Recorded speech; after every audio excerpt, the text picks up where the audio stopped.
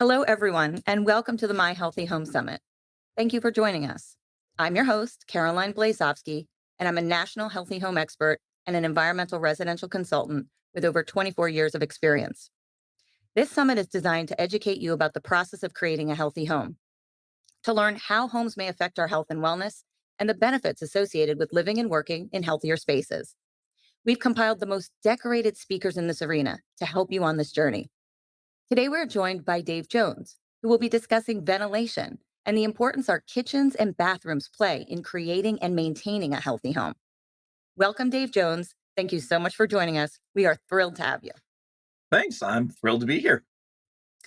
As a leading air quality and ventilation expert, can you start by giving us a quick synopsis of your background, how you got Yep, started in this field, and your interest in healthy homes?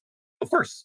Yep. So I've been at Broan Nutone now for about 5 years. Broan Nutone basically invented home ventilation back in the 30s. So we've been in this industry for a long time. And so I've learned a ton about the industry, what it takes to be part of it. We sit on a lot of boards, meaning Broan Nutone sits on a lot of boards for various organizations related to indoor air quality, like ASHRAE or the Home Ventilating Institute. So our roots run very deep in the space, and I'm heavily involved in a lot of that. Involved in some education things around those as well, with HVI and ASHRAE and things like that, to try to bring awareness to the community. And then we have our own podcast as well, where I'm talking with industry professionals like yourself and builders and whatnot. So, like I said, my roots run deep in the industry.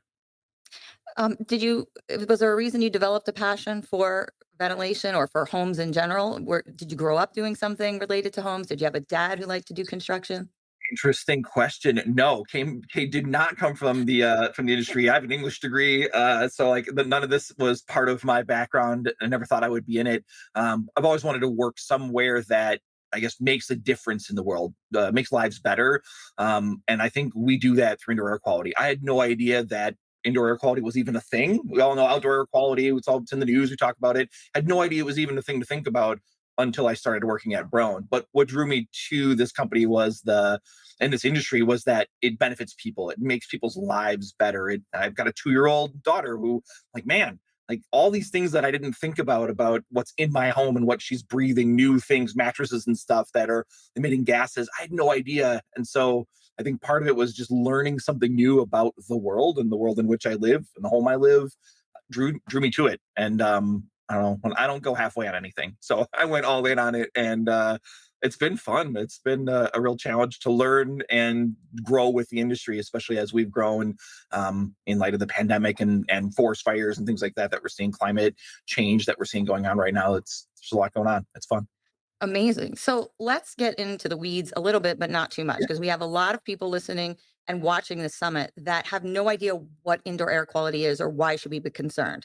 So sure. let's talk about, in particular, kitchens and bathrooms, because they are the place where we all gather and they get the most action. Explain a little bit about what problems can occur in kitchens and bathrooms that we have to be aware of in the first place. Sure. I'll start with the dirtiest room in the house, which is your kitchen. Like you said, we spend a lot of time there, whether that's sitting around the table at dinner, kids doing homework, or just a place to hang out, having a beer, having a glass of wine, talking with friends, talking with family, maybe catching the news, listening to the radio. We spend a lot of time there. Those of us that work from home might be making 3 meals a day on a stove. So anyway, all of that's creating stuff in your air, whether that's CO2 from our breathing, or it's CO2 and other gases. If you have a gas range that are coming off of your range, moisture. I mean, think about all these things that are coming off of your range when you're cooking. If you're frying an egg, even something as simple as that, you've got the oil that's off gassing. You've got a pan that's potentially off gassing. You've got a flame. If you've got a combustion range, if you're doing natural gas, you've got all of these things that have to go somewhere in your home, right? They have to go somewhere. They're going to go somewhere. And so it's very important to pay attention to what's going on in that room because of all of those things happening and because the amount of time you spend there. And there's been a lot of studies. We don't have to go deep into it. I know our audience is learning here, but I recommend people go and look at studies that talk about the connection between those chemicals in your air, the CO2, the nitrous oxide that comes off of a gas range, and the effects on the human brain, where there's a lot of linkages there in terms of our ability to problem solve, to come up with solutions to things, just to think through anything, it's really slowed down when those gases aren't exhausted out of the home. When we're breathing I- those in, it can really Is there affect your. one big study that like blows your mind that you know Oh about? That man, I don't know if we're allowed to do it, but I want to reference a podcast. I believe it was either This American Life or it was Radio Lab. I want to say it was Radio Lab did a podcast on this, and there was a study out of China where they were showing the where people lived in a neighborhood on either side of the tracks, so to speak. And what that meant was that on one side of the tracks were all the factories, and the wind blowing all of the stuff from these factories into these sort of poorer neighborhoods. There was a significant difference between the kids' grades in the neighborhood downwind versus upwind from that. And now, granted, that's a lot. We're talking about factories and stuff, but in your home, that same stuff is happening. We're cooking, we're combusting things that are emitting that into our homes. So, oh man, I wish I could find that study. Maybe I could follow up with you in some notes and we could put in a show note No, or that's something like that. amazing. But yeah, it was a Amazing. fascinating study that was done in China where they can kind of force people to live in places and whatever it was. But it was a very well done study that showed that. So anyway, So go ahead, continue. So, what yeah. other issues that do we Okay, need to be so scared kitchens. about? That's stuff that we're breathing in that's affecting the way we think. There's also the physical home, that the effects on your home itself. If you're locking in moisture, you boil a lot of water, big pasta family, you've got a lot of moisture just going everywhere in your home, especially in your kitchen. That can lead to all sorts of issues, which I know you are very well versed in, like mold and mildew if it gets behind your walls. And we can't see that. You might think your home is spotless and perfect and everything is going great, but if you don't have a way to let that moisture out and it's just getting absorbed somewhere, it's not going anywhere. Very likely, it's very likely that it's staying in your walls, and you could cut a little hole out of your wall and pull that um, whatever fiber board or whatever you've got drywall out. It might be black on the other side of it because of that moisture getting locked in and just creating all sorts of issues. So we don't think about it because we don't see it, but there's a lot of hidden stuff that's going on with just moisture, which we all have. We breathe out moisture, we evaporate moisture. It can be a really big issue in the kitchen. Moisture could also be a big issue in the bathrooms, obviously, showers and whatever it is. And people love the feeling of that warm, steamy shower. But even in that scenario, it's worse. That mold and mildew and moisture behind the walls is even worse there because of the amount of moisture in your bathroom. And then that can cause all sorts of health and wellness concerns that sometimes the science is still out on. We're still trying to figure out what those things are. We know there's a huge issue with mold and allergies, but there's a whole lot more going on as well. Yeah, we're learning all the time. And Yeah, bathrooms, right? I absolutely. mean, it's not just even the shower, it's the sinks, it's the toilets, all these water sources. There's just water. Yeah, there's just water everywhere, and for good reason, right? But it's got to go somewhere. That moisture has to go somewhere. Here in the Great White North, where I'm at, up near Milwaukee, we like a little moisture in the winter. We kind of need it, but in the summers it gets hot and humid here, and if that moisture has nowhere to go, it's going to wreak havoc. Not just on the stuff behind your walls, but your floors. You've got wood floors, even wood floors outside of the bathroom. Most people don't have wood floors in it, but wood floors outside can warp and bend because they're absorbing too much of that moisture. So it can affect your physical home itself, and it'll affect your health as well if you don't get rid of that moisture. And then we clean both those rooms, right? Always, because food, we want to make sure that we're healthy and we're not ingesting salmonella or whatever it is. And in a bathroom, it's dirty. We all know what goes on in there as well. And so we're constantly cleaning those. Cleaning chemicals are not good for you, right? That lemony fresh smell, if you can smell the lemony fresh smell of insert your favorite brand, you're literally just inhaling chemicals, just straight up inhaling chemicals, which is awful for your lungs, again, for your cognition, for your mental functions. So not a great thing to do. I think we've learned an example of this is new cars. Oh, that new car smell. The new car smell is chemicals. You're just like inhaling mass amounts of chemicals that are just horrible for you. And again, but like the science is proving out this is not good. We have to find a better way here. So you can solve it by ventilating. Turn on your bath fan, turn on your range hood, get rid of that stuff because it's just horrible for your health. So a lot of people say, wait, I don't know. Do I have a vent hood? Where does my vent hood go to? So can you Very explain that not everybody has one? Some people have one that isn't working, and some people do have one, but it's not the appropriate size. So do you have, give us some parameters that people can yeah. look to understand what they have, to know the difference and what's the right thing to have for ventilation So over number a stove, one, for example. run it, turn it on. I know some of you out there, including myself, I had an old one, an old model. They're loud. I know they're loud. I know that's not great, especially when you want to have a conversation around the kitchen table or whatever it is. And you get this loud fan. It's loud for a reason. It's moving air. You can buy quieter fans if you got the money. The more, almost, it's like a parallel. It parallels itself. It's linear. The more money you spend, the quieter it'll get within reason. But run it. You need to run it. A way to think about it is you'd never lock yourself in your garage with a car running without some sort of vent, right? You're doing the same thing in your kitchen if you don't run that exhaust fan. Okay, here's where things get tricky though. Not everybody has a range hood. Some people have an over the range microwave, or we call it an OTR. Some people have a range hood that just recirculates, and sometimes that OTR only recirculates, meaning that it's drawing things away from your range, but it's just blowing it back into the room to recirculate in. So yeah, maybe right over the range, you don't have as high a concentration of these things. Smoke, let's just use CO2 for an example. It's not as high a concentration right there, but it's in the room. It's not going anywhere. It's just recirculating. You can get filters, you can get charcoal filters that'll capture some, but gases aren't always captured by charcoal. In fact, they're not captured by charcoal. So you're still breathing in some of these noxious gases that aren't going anywhere.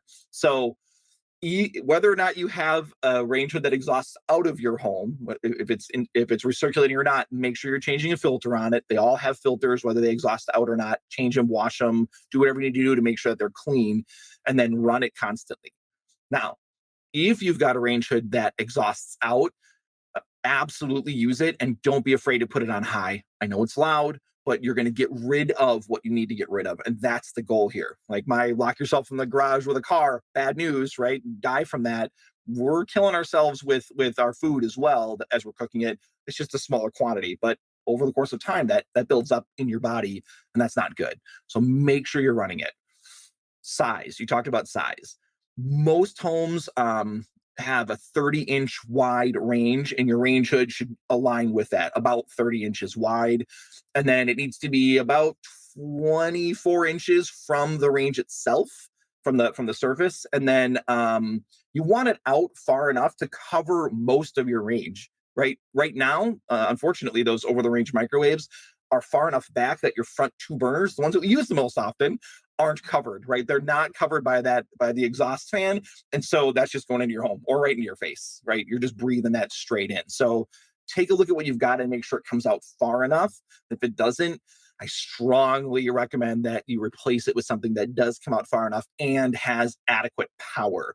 The rule of thumb, this is probably not right, but I think it's 1 CFM, 1 cubic foot per minute of air movement for every 100 BTUs that your range can produce. That's a very generic rule of thumb, but at least gives you an idea. So if you bought a new range and it's more powerful because you like to cook and whatever it is, but you never replaced your range hood, you might want to consider looking into that to make sure that you've got enough power, enough CFMs to pull out the pollutants.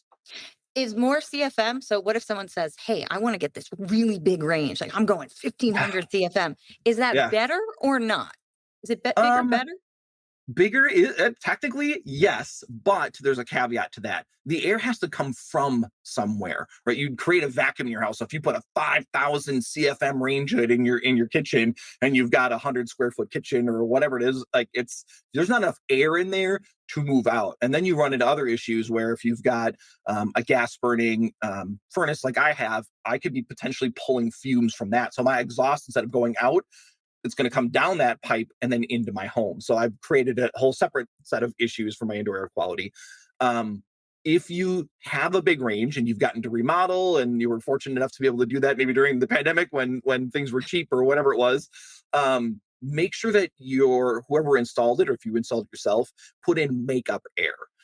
Usually, I think the rule of thumb is over, like, I want to say it's 400 CFM. If you get over that mark, you need to have something that brings extra air in from outside. So they cut a hole in the outside of your house and then they dump the air in somewhere. Those smart guys that figure that out. We won't go into that here, but they figure out a way to bring in fresh air while you are exhausting out. And then they'll match those CFM levels so that you're never drawing out more air than is able to come in and replace it.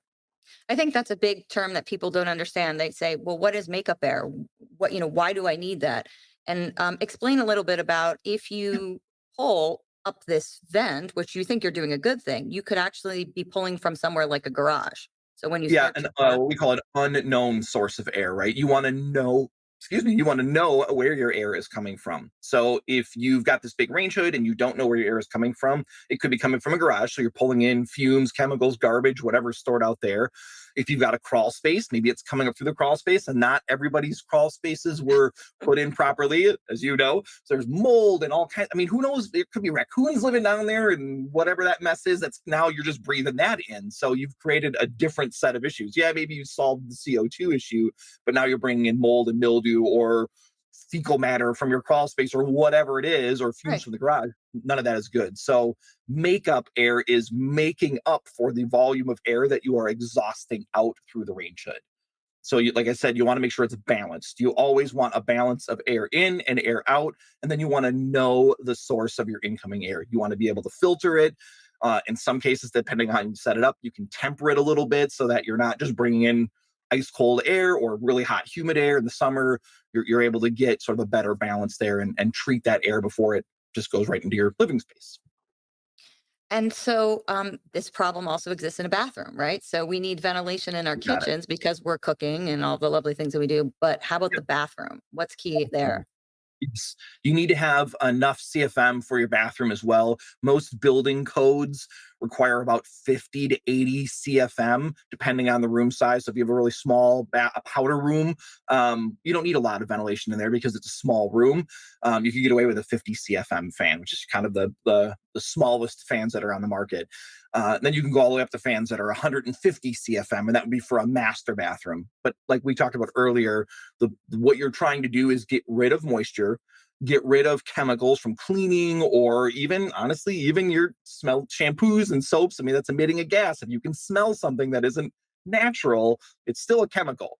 Might not ruin your life. It may not, give you cancer or send you to the hospital or whatever it is, but it's not always a great thing to be breathing in. So make sure that you're getting that out, hairsprays, etc.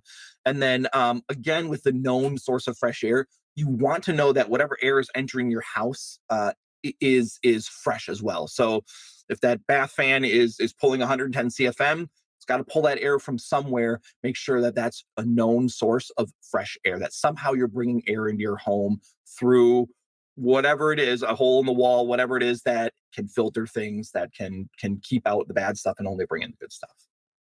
Now, if homeowners don't have a newer home, say they have a home that's built in the 60s, the 70s, the 80s, um, do and they don't currently have makeup air, can they still replace a bathroom fan and go to a higher CFM, even if they Generally, don't yes. have the setup of maybe an ERV or something that's adding air? Course. Yes. The short answer is yes. You run the risk of not having a known source of fresh air, but 110, 150 CFM isn't a lot. Your house can make up for that, and especially if your home was built 80s or older, like you said, like mine was. It's got enough natural leakage. Excuse me, from outside, from just cracks in the walls and whatever. It wasn't built super strong. I'm not getting a perfect source of fresh air, but it's probably not the worst. So, in your opinion, in kitchens and bathrooms, because I believe they're the worst rooms in the house, and I think you do too, what are the things that people really need to look out for? Right. So, what's something that the worst of the worst? Like, if you're going to fix something immediately, what can you fix? Number one thing would be your range hood. That is the absolute number one thing to do. My home I'm in right now had a recirculating range hood. After I moved in, after I started at Broan, first thing I did was replace the range hood with one that exhausts out. Yes, I had to cut holes through the ceiling and through the roof and whatever it is, but it's worth it just because of all of the stuff that's coming off of my range. Now I'm not afraid to cook a steak on my range because that smoke is going to go away. I don't have that problem. Or if I accidentally burn a pizza or whatever it is, I don't have that problem. Because it's the most polluted room in the house and where my family spends most of our time, I wanted to make sure that we had great air quality there. So I think that's the number one thing you can do is put in an exhausting range hood that goes out. But again, if you can't, you're in an apartment, a condo, whatever it is, or you not handy, or you can't do anything with it. At least make sure that you've got a new charcoal filter in there, that you're replacing those often. And then It's not a great source of fresh air always, but open a window. Even in the middle of winter or the summer, it's worth it to have a little bit of discomfort on maybe some coldness or some humidity to get rid of what's coming off of your range for that short period of time. Then close it when you're done cooking. I strongly recommend that. How about fireplaces? Do you recommend ventilation when people are using a fireplace? And we talk about this makeup air. Would you need that for a fireplace? Right. So kind of touch That on that. is a complicated question because most fireplaces, when you have a fireplace, there is, I believe by code, a requirement that you have some source of fresh air to come in. You cannot put a fireplace in without having a fresh air supply because of the way that your fireplace wouldn't work. Your smoke would just fill your house. Air has to come through, right? Like, it's a kind of a cycle sort of a thing. It has to come through in order for there to be enough oxygen for the fire to run. So in that case, the builder of the home probably installed that already. If you have a very old home and it wasn't part of that, then you've got to crack a window. But I would be careful in that scenario about using your ventilation, especially if you don't have makeup air or you don't know if you have it.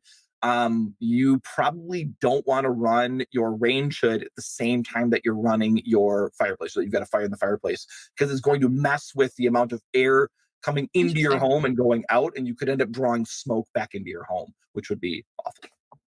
Amazing. Because people do that, right? I mean, we run all these things simultaneously. You've got Right. company over for the holidays. You're running fireplaces on, wood burning stove is on. Now You you've got it. got tons of people in the house. You've got cooking going on. So very quickly, all of your airspace becomes so contaminated and people don't even think about it. Absolutely. So Yes. so ventilation is key. Explain. We often talk about in the industry. You and I know about stack effect, but a lot of people don't understand how a house actually brings air in. They think, "Oh, I open my window, I get fresh air," and nobody really understands that a lot of the air that we breathe is recycled. Yeah. So, can you just explain it in very simple terms what stack effect is and how houses sort of operate? Yeah. So right now, if your home is older than, well, I'd probably say 20 years, maybe even younger than that, it's pretty leaky. Meaning that when it was built, they weren't using spray foam to insulate it. They were using other things that leave gaps, and there's air gaps everywhere, and so air naturally comes in. The ASHRAE, and I can't think of what it stands for, the American Society for Heating and Refrigeration Experts, or something like that. I should know that. They set a standard, a code standard for builders that says you should have 3 air changes per hour. The air in your home should recycle itself 3 times per hour on average. Unfortunately, with a home that was built much later, much more recently, they seal those up and you're kind of putting yourself into a Ziploc bag. In that case, you have to have some way to bring fresh air in because your home needs fresh air. You have to breathe fresh air or you'll suffocate. Older homes, like I said, leak, and so you get natural air changes. My guess is this house I'm in right now probably has 8 air changes per hour because it's old and leaky, and I can literally feel drafts coming in through like doors and things like that. So I'm getting that fresh air, even though I don't realize that I'm getting it. Again, it's coming from unknown sources, leaking in, maybe my garage, whatever it is, which is not great, but it is providing the oxygen that I need to breathe and survive and not suffocate myself, not seal myself into the Ziploc bag, so to speak. So in whatever home you're in, you've got to know that you've got a source of fresh air. Newer homes that are built tighter will, by code requirements, have some sort of opening in the home that brings in fresh air. You mentioned something called an ERV earlier, which is an energy recovery ventilator, which is a really fancy way of saying it's a machine that brings in fresh air and exhausts out stale air. And there's a fancy core that does some stuff and blah, blah, blah. We won't get into those details, but it brings air into the home and brings air out. It's in a balanced system. So 60 CFM in, 60 CFM out, you're guaranteed to have fresh air all the time. If your home didn't have one of those and it was built more recently, you probably aren't feeling so great right now because you're probably breathing in a lot of that recycled air that's still in your home. And speaking of recycled air, side note, your furnace and air conditioner, unless there is a port that's bringing in fresh air, they do not bring in air. That is not their design function. Their design function is literally to recycle the air and to continue to heat and cool it to whatever you've set it to. There is no fresh air in there at all, right? It's just looping it. It's just looping. So if there's a lot of CO2 in your home and it hasn't gone anywhere, it's just continuing to loop and stack and build before and to the point where you could end up getting sick. And that's the importance. And that's why we talk about ventilation, because most homes are just operating exactly in that principle. It's just you're recycling the air. Yep. And people say, well, okay, I'll open my windows. But now we know we spend 90% of our time indoors and we aren't opening those windows, or it's too cold out, or it's too hot out, or it's too Correct. humid. So those outdoor conditions create all kinds of issues why we don't open the windows. And then we're just Yep. breathing in these chemicals over and That's over exactly and right. over again. That's exactly right. Well, and think about we've had these forest fires and things like that. You can't open your window if you've got a tightly sealed home. Now you've got another issue, right? You've compounded it because you can't open the window, and when you do, it's making the air worse. So what do? You've got to ventilate. You've got to put things in your home that can filter the air that's coming in and make sure that it's getting out the bad air. Are there any particular systems, like if someone walks away right now, let's give them something, a takeaway that they could immediately do to fix a problem that Yeah. isn't, very costly. They can just start implementing it right now. They say, hey, oh my gosh, I just saw Dave and now I need to do something. What do you recommend? It's easy, that can work well. There are three ways to ventilate a home. There's four, but the fourth is not a great way to do it. So the three ways we'll talk about are supply only, meaning that you bring air in through something, and then you're using whatever's in your home, your range hoods, your bath fans, to exhaust the air out. Now, what brings it in could be what we call a supply damper. It's just a damper, literally, like that opens and closes, that draws air in from outside when your furnace or air conditioner, your air handler, as we call it, when that big fan is running, it's just naturally drawing in air from outside through that. You can filter it a little bit through that, but it's going to use your furnace filter, your air conditioner filter, to filter the air as it's coming in. That's kind of the poor man's version of ventilation, is just letting it come in and then using whatever you've got in your house to ventilate. The next step up would be to have a dedicated exhaust fan. You can get some that can run at very low CFM, like 25 or something like that. You can dial them way down, and then you'd have that damper or a fan that's bringing air in. We call it a supply fan that's drawing air in, and then those two are cycling air. It's a good system. It's one that anybody could do right now, and it provides fresh air all the time. It's not filtered the greatest unless you've got great filtration on your air handler right now, and it's not going to every room in the house. It's just sort of letting itself find air wherever it needs to. The best option is balanced ventilation, and that's, we talked about an ERV or an HRV. Sometimes they'll be called an air exchanger or a balanced ventilator, and it's a unit that is a big box, and inside of it is a core, and the air streams pass by each other like a radiator. So hot to cold will transfer in this core. So, for example, right now I'm in Milwaukee and it's minus 1,000 degrees because it's the middle of winter and it's very cold here. If I bring in that ice cold air and I've heated the air in my home, when those air streams pass by each other, cold air in, hot air going out, the heat will transfer to the air coming in, so that it's not minus 5 degrees. It's actually 60 degrees or 57 degrees or something like that, depending on the efficiency of that core in my unit. And so then that air that's coming in goes into my furnace to be heated up just that 10 more degrees or whatever I've set it to give me what I want. It also has the added benefit of super high filtration. You can get HEPA filters on some of these machines that will filter everything out. So you're getting fresh, clean, filtered air, and then it's exhausting out air. And it can be hooked up to your current system. So you've got a ducted home, or you can duct it independently and it'll pull from dirty rooms, kitchens, and bathrooms, and put fresh air in rooms where you're hanging out, your living rooms, your bedrooms. So that's the And short and version tell of it. people about HEPA, because for those people who don't know what HEPA is, just give Yep. them a little gist of why is HEPA better? Why do we think, or why do we talk about HEPA so much and Yep. the importance of it? Yep, yep. You can go from MERV filters like MERV 8, kind of like your standard on a lot of furnaces. It captures dust, basically, big particles. As you head up the scale, you get to HEPA. HEPA is capturing literally almost everything other than gases. That's the only thing that HEPA is not capturing, but it's capturing tiny, tiny little particles like viruses and bacteria and things like that. It's capturing everything out of your air.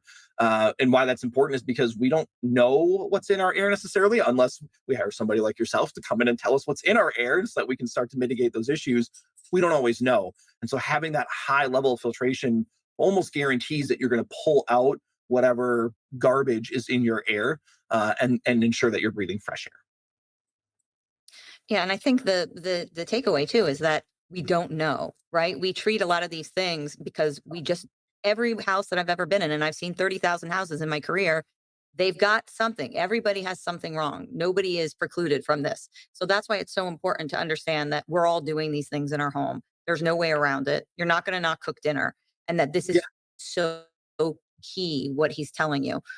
Um, yeah. I'd like to do a couple rapid fire questions. I call it the speed round, if you don't mind. And it kind of brings out some really interesting topics. So, first question I have for you is, what is your favorite room in your house? Oh, this one. Honestly, it's my office that I'm in right now, because I've got some cool cycling artwork. I love bicycling. It's my favorite thing. Unfortunately, though, it is the worst ventilated room in the house. So I'm doing myself a disservice by being down here, but it is my favorite room in the house. Is it in the basement or where is it located in your It's home? in a basement. Yeah, here in the Oh, upper Midwest, we all have basements. We're at the very top of Tornado Alley, so we all have basements, and it's nice. It's a obviously finished out basement, so it's really great. It's kind of secluded, and uh, quiet. and it's quiet. Yeah, and my dog loves it down here. Sorry if you hear him snoring in the background, by the way. So, and just talking about basements a little bit and ventilation, basements, like we talk about, kind of are able to collect a lot of this combustion, right? So, if your furnace is down there, what's down in your basement Yep. that could be a problem? Furnace, and I have a gas water heater as well. So both of those have exhaust that goes out. Not every It's not a perfect system. It's not sealed, right, for a reason, because it needs oxygen to combust. So there are fumes that are leaking out from that. Not to mention, I've got a little bit of a water issue, so I do have mold in a corner of my basement that I have to mitigate. I have to bring somebody out to sort of redo my tiling outside to draw the water away because I'm getting mold in my basement. So that's another issue that we deal with here, and including crawl spaces too have that same issue. Can we give, so if you do know that you have combustion gases, so just talk a little bit about, and I know this might divert a little bit out of your area of expertise, but talk about energy efficient self combusting, where we can bring air from the outside in and that we don't have to have it exhaust to the inside. Like, what do you prefer? How do we get rid of that problem if you are going to be working and operating down the basement, so you're not breathing in all that gas? And Yeah, yeah. The key is to make sure that you've got a dedicated supply of fresh air that's coming into those systems. I don't have that for my water heater. It's just out in sort of the middle of the room, and I can literally almost see the flame right in it. So I know that those some of those fumes are not getting captured by the conical exhaust vent there. That at least that's there, and making sure that it's open and clear and that I don't have any issues is good. What we recommend, or what I recommend, is that you balance the ventilation in your house if you're able to positively. So positive pressure in your home just a little bit, because then it forces more air out through whatever out portal you've got, whether that's your chimney or the chimneys that I've got for my furnace and water heater. If you can positively pressurize your house just a tiny bit, you're going to force out all that stuff, and it won't have a chance to find its way into your home. So I don't have that yet. I'm working on that this summer, is to put in a balanced ventilation system where I can kick up my incoming airflow to make sure that I force that out. But make sure that they're always open, make sure all that stuff is clean, have somebody professionally clean all of your exhaust pipes, and it's like PVC or whatever it is. Make sure it's always clean, open, and clear, and that there's plenty of room for fresh air to get at that so that it can be drawn up and out. excellent, excellent point. Um, Second question, what's your favorite activity to do in your home? In my home, Mm. oh boy, that's a really good question. I like to read. I'm a huge reader. So I think I mentioned earlier I have an English degree, so I like to read. Followed closely by cooking. I'm the cook at home, so I do it all. My wife could burn water. Apologize to her in advance for that one. But yeah, I do all the cooking, so I love it. It's great, which is why I put in a better range hood. I absolutely love cooking in my house. Me too. I'm a foodie, so any kind of food's good. Yeah. Yes. And thirdly, you kind of give it away already, but my third question is, what problem do you know exists in your home that you are not dealing with? Old, yeah. I have a treadmill in that corner too, and I have a really nice air purifier there with a HEPA filter in it. It helps. It's doing something, but it's not mitigating the problem. That is treating the symptom, not treating the problem. So I know I need to fix that. And I have a secondary issue, which is the bath fans, when they were installed in this home, were run to a double nipple. Both of them were run to like a double nipple that's right below one of my roof vents. So it's venting out, but not totally venting out because there's a gap between where the end of the duct run is and my roof. It's the depth of the 2x4s that are in my roof there, or 2x6s that are in my roof there. So I've got to actually vent those out officially. I don't have any mold problems. Surprisingly, I think it's a very well ventilated attic, but there is potential there could be issues there, especially on a day like today where it's minus 15, I think today. And if I'm taking a shower and that's a lot of humidity that's just going to crystallize and stick to everything in there immediately. So That's such a great point. So talk about attic space and where mhm. we have these. We're talking about ventilation that we have to vent our stoves in our bathrooms. Yep. Where does that need to go to? Why doesn't that need to go to an Oh attic like yeah. you're talking about? Absolutely. It has to go out. The whole point of this is to get it out of your home into the air outside.